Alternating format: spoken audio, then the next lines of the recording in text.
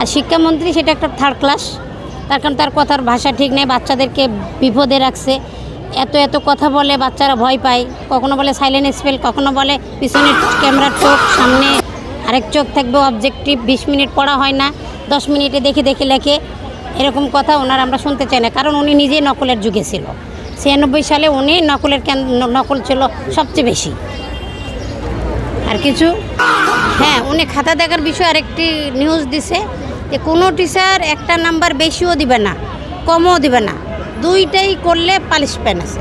এটাও তো টিচারদের জন্য আতঙ্কিত, বাচ্চাদের জন্য আতঙ্কিত। টিচাররা যদি একটু নাম্বার ধরে দেয় তাহলেও তো তাদের চাকরি যাবে, আবার যদি বেশি দেয় তাও চাকরি যাবে, কম দিলেও যাবে। তাহলে বাচ্চারা করবে কি?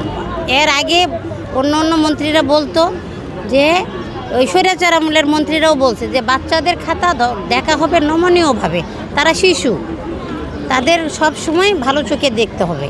আমরা সেটাই কাম্য করি। উনি জানে ডিক্লেয়ার দেয় বাচ্চাদের খাতা সুন্দরভাবে দেখবে, সহনশীলভাবে দেখবে। আমরা এটাই চাই ওনার কাছে।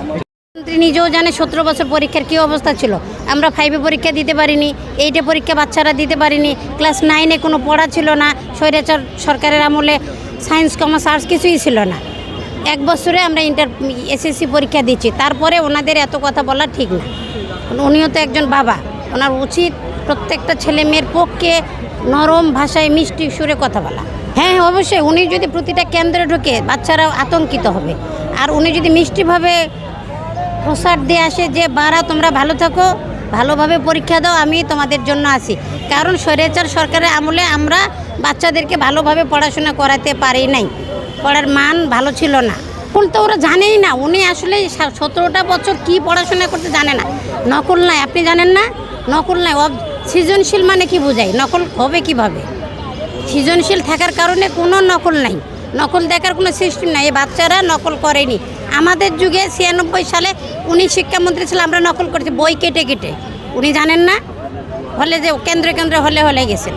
আমি নিজে ছিলাম শিক্ষার্থী তখন, আমার কেন্দ্রে উনি গেছে। আর শিক্ষামন্ত্রী সেটা একটা থার্ড ক্লাস, তার কারণ তার কথার ভাষা ঠিক নেই, বাচ্চাদেরকে বিপদে রাখছে।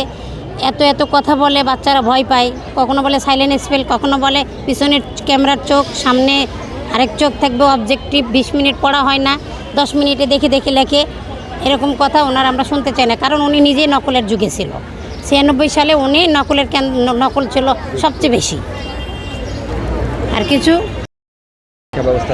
এবারও আমরা মনে করতেছি এই শিক্ষা ব্যবস্থা না থাকাই ভালো, ওনার শিক্ষামন্ত্রী না হওয়াই ভালো। আমরা ওনাকে চাই না মন থেকে। আমি নিজে একজন বিএনপির অনেক ভক্ত ছিলাম, কিন্তু ওনাদের কথাবার্তায় আমি মন থেকে চাই না ওরা এরকম আচরণ করুক। বাচ্চারা ভয় পায়, ওরা শিশু।